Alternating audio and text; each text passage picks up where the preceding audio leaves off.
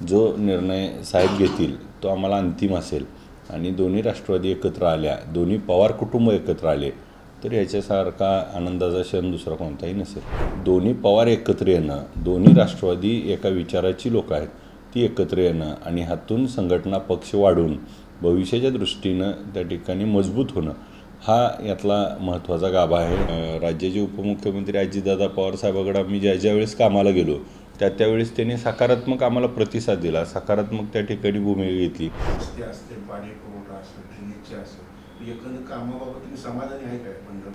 नाही, सगळ्यात महत्त्वाचं बघा, कोणतंही काम वेळेत झालं तर त्या कामाला किंमत असते.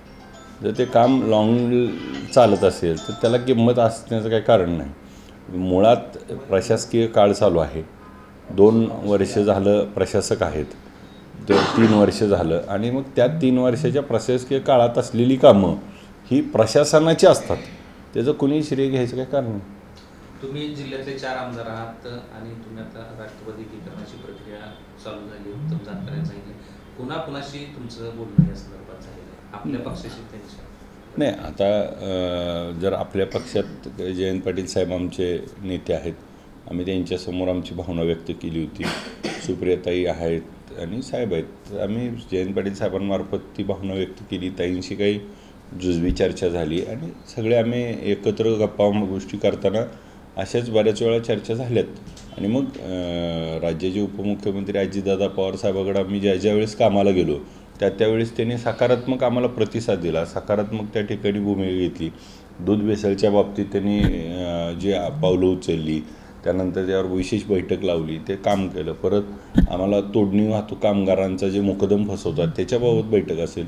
दादांनी ज्या वेळी आम्ही गेलो त्यावेळी आम्हाला पक्षपात न करता त्या ठिकाणी आमच्या कामाला न्याय देण्याचं काम केलं आणि त्यामुळं आम्हाला सकारात्मक भावना दिसती आणि ती सकारात्मक भावना आम्ही आमच्या पक्षपातळीवर मांडली की दादांकडनं सकारात्मक आहे असं आम्हाला जाणवतं, तर आपण पण सकारात्मक घेऊन पाऊल पुढे उचलावं अशी आमची विनंती आहे असं मांडलं. नक्की दोन्ही पार्ट्या, जर पवारसाहेब आणि दोन्ही पक्ष एकत्र आले तर जिल्ह्यातच नव्हे राज्यात ताकद ही जी खूप मोठी वाढेल. या संदर्भात आपल्या पक्षाच्या आमदारांची बैठक आहे भविष्यात बोलवली किंवा काय? त्यात आत्ता युद्धजन्य परिस्थिती आहे, युद्धजन्य परिस्थिती थोडी निवळल्यानंतर त्याच्यावर मला वाटतं की बोलवतील आणि त्याचा पुढचा निर्णय होईल.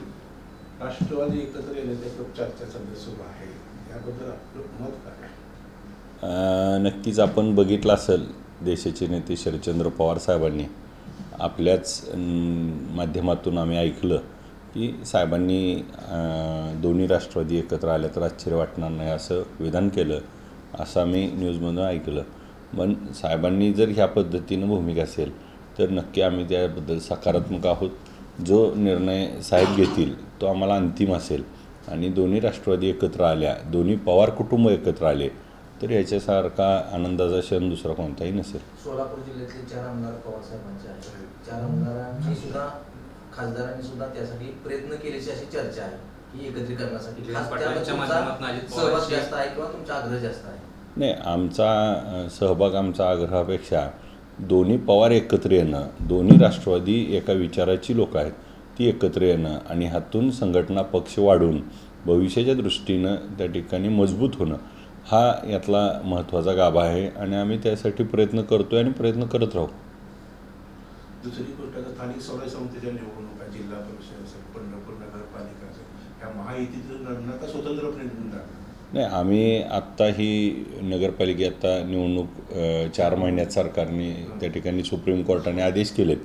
त्यामुळे पंढरपूर नगरपालिकेची निवडणूक लढण्यासाठी आम्ही आमच्या सर्व समविचारी सर्व आघाड्यांना सोबत घेऊन त्या ठिकाणी ही निवडणूक ताकदीनं लढणार आणि सगळ्याला सोबत घेऊन ह्या निवडणुकीमध्ये जे गेले 25-30 वर्ष झालं पंढरपूरचं जे सत्तांतर आहे ते करण्याचा योग ह्यावेळेस मला खात्री वाटते की लोक त्या ठिकाणी देतील आणि यातून ह्या पंढरपूर नगरपालिकेच्या निवडणुकीत आम्ही सत्ता अंतर करू आणि नवीन आघाडी त्या ठिकाणी येईल आणि ती आघाडी पंढरपूरच्या सर्वांगीण विकासाच्या दृष्टीनं त्या ठिकाणी काम करेल. तुमच्याबरोबर समाधान अवतडे असतील किंवा राजू खरे असतील, असणार का पक्ष म्हणून लढणार?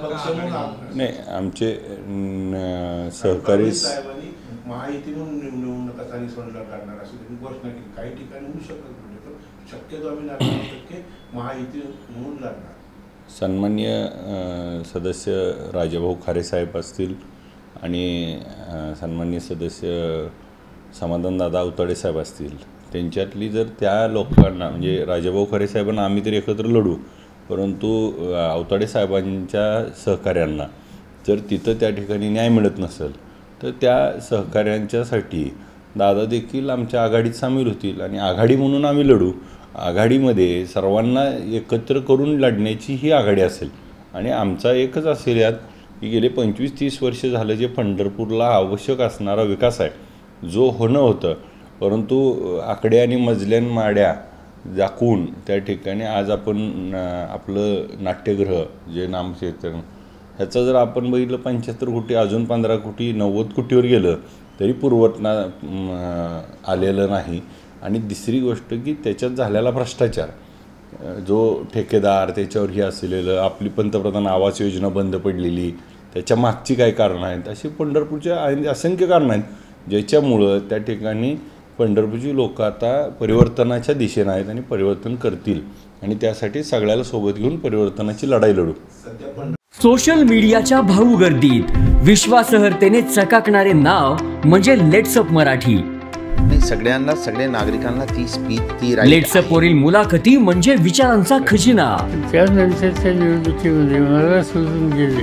बातम्या केवळ वस्तुस्थिती सांगणाऱ्या, न प्रोपगंडा, फक्त जनतेचा अजेंडा.